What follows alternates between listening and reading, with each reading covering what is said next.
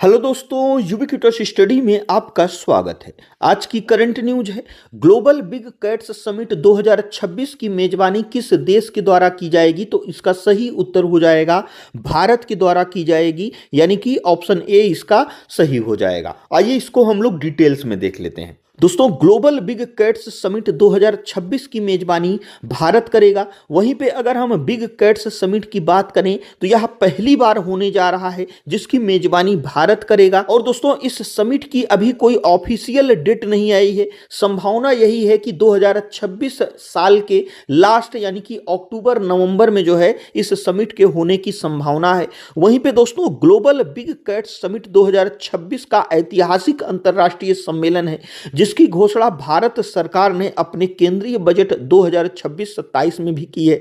यह दुनिया का पहला ऐसा समिट होगा जो विशेष रूप से बड़ी बिल्लियों के संरक्षण पर केंद्रित होगा। और अगर हम इसके पृष्ठभूमि और महत्व की बात करें तो दोस्तों बात कर लेते हैं आयोजक और स्थान की। इसका आयोजन इंटरनेशनल बिग कैट अलायंस के तहत नई दिल्ली में किया जाएगा।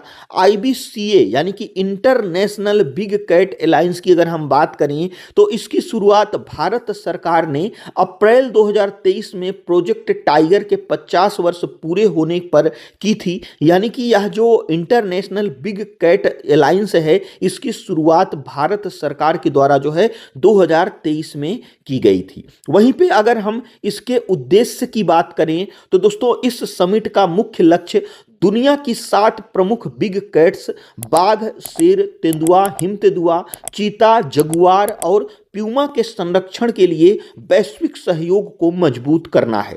वहीं पे दोस्तों अगर हम इन सब की बात करें तो इनको बिग कैट्स क्यों कहा जा रहा है तो इसका मतलब क्या हुआ, तो इन्हें कैट्स या बिल्लियां इसलिए कहा जाता है क्योंकि विज्ञान यानी कि बायोलॉजी की दृष्टि से शेर, बाघ और हमारी जो पालतू बिल्लियां हैं ये सभी एक ही परिवार के सदस्य हैं। इस परिवार को वैज्ञानिक भाषा में फेलिडे कहा जाता है।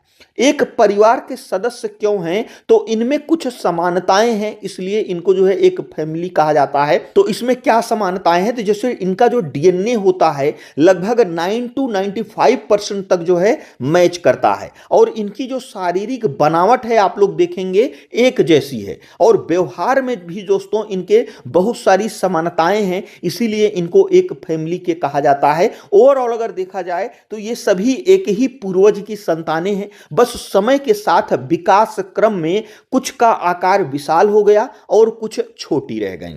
इसी प्रकार से दोस्तों अगर हम भागीदारी की बात करें तो इसमें 95 से अधिक रेंज देशों यानी कि जहां ये प्रजातियां जो है पाई जाती हैं कि राष्ट्राध्यक्षों और मंत्रियों के शामिल होने की उम्मीद है। वे अवैध शिकार रोकने, मानव वन्य जीव संघर्ष को कम करने और संरक्षण के लिए वित्तीय सहायता जुटाने पर चर्चा करेंगे। वहीं पे दोस्तों अगर हम इसके महत्व की बात करें यानी कि इनके दोस्तों संरक्षण की जरूरत क्यों है, तो दोस्तों भारत दुनिया का एकमात्र ऐसा देश है जहां बाघ, शेर, तेंदुआ, हिम तेंदुआ और चीते एक साथ पाए जाते हैं। यह समिट वन्य जीव संरक्षण में भारत के वैश्विक नेतृत्व को स्थापित करेगा और पर्यावरण कूटनीति को नई दिशा देगा। और दोस्तों बड़ी बिल्लियों को बचाने का मतलब है कि जंगलों को बचाना, नदियों को बचाना और अंततः मानव जीवन को सुरक्षित करना है। इसी प्रकार से यह हमारा आज का करंट अफेयर्स था।